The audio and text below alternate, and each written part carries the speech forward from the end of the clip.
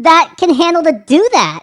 Like, that's almost impossible to do, where you're about to sack the quarterback and he still flings it, and George Pickens just happens to be there almost wide open and catch it, by the way, because our Seahawks defense is absolutely atrocious. So the Seattle Seahawks just got defeated by the Pittsburgh Steelers 30-23.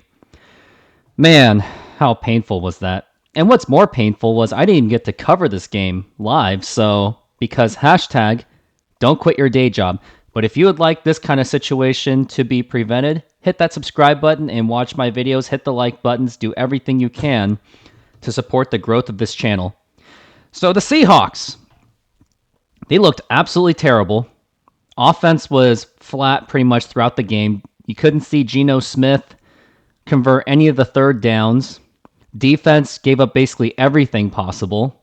Najee Harris, Steelers running back, was running all over them. George Pickens, Deontay Johnson, the receivers, they made themselves look like Pro Bowl players, because that's something the Seahawks defense is really good at doing.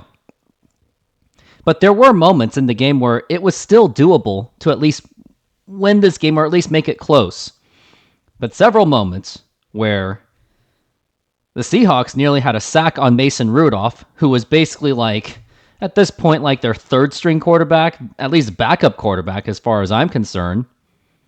He nearly got sacked, and he still somehow came up with an insane pass to George Pickens, which pretty much ended the game. See, I swear, whenever the Seahawks nearly get a sack, they always give up a good big play out of it. Like, I swear, every time they nearly come up with a sack, they still give up a big play. I don't know any other team that can handle to do that. Like, that's almost impossible to do, where you're about to sack the quarterback and he still flings it, and George Pickens just happens to be there almost wide open and catch it, by the way, because our Seahawks defense is absolutely atrocious. But then, fortunately, Geno Smith kind of did drive the ball, but unfortunately, DK Metcalf dropped the ball, which caused a field goal to make it 30-23. And then the Steelers caught an onside kick and basically ended the game. So where do we go from here as Seahawks fans? Well, now they are 8-8. They obviously have to win or they're out. But from what I heard, if the Packers and Vikings tie the game, the Seahawks will at least be in a situation of win and you're in. Now, if it's not the case, like if the Packers or the Vikings win the game, then the Seahawks have to win, but also rely on help to win the game. What a situation the Seahawks have created. Like, there are several games throughout the entire season that they should have won. They should have beat the Bengals. They should have beat the Rams. Like, those are at least the two alone that I can come up with where they should have won the game. But they didn't. And they put themselves in this really big hole due to their inability to finish the game. Like, honestly, they shouldn't have beat the Titans. But theoretically, they should have handled the Titans, because the Titans were pretty much a bad team. At this point, they're pretty much out of it. But the Seahawks, they just couldn't. They just had to play heroics at the very last seconds. Like the Eagles game, they really shouldn't have won that game. But hey, they won the game. But looking at the schedule, they should have beat the Cowboys as well. They should have lost the Commanders, but they won, so we'll take that. But the Bengals,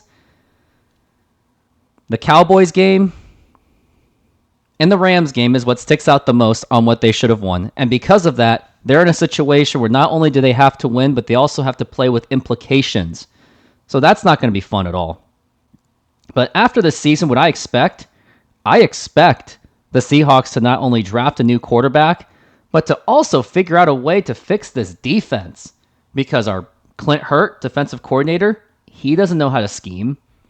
So he's clearly the problem. Like, Seahawks really should have hired Dan Quinn before the Cowboys did, but I guess feelings were hurt in between when Dan Quinn left the Seahawks for the Falcons for the 2015 season.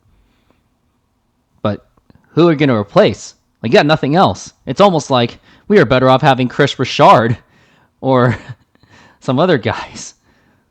Like Ken Norton. I guess we were better off with him because his defense seems to be worse than it did last year.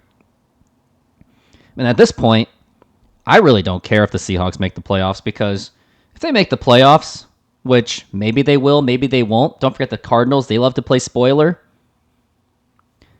They're still going to get spanked out of the first round. So it's almost like, what's the point? Like, the Seahawks didn't really build off of anything from last season, and they pretty much have stayed stagnant for this season. So where do the Seahawks go from here? Obviously, gotta fix the defense. Probably fix your defensive coordinator. Like, don't even have him anymore. Clint Hurt. And also somehow find a way to fix the personnel changes for the defense because, yes, there's a talented group, but they just cannot tackle or do anything. Well, I don't know. Anyways, those are my quick thoughts, quick rants on this game. That's going to be it. Thank you very much for watching. And also, most importantly, thank you very much for being part of my YouTube growth. Because last year, I was around 300 subscribers, and now I'm proud to say I'm at over 1,000. And hopefully it can only go up from here. But until then, subscribe to this channel and hit the like button. And thanks for watching, and go Hawks.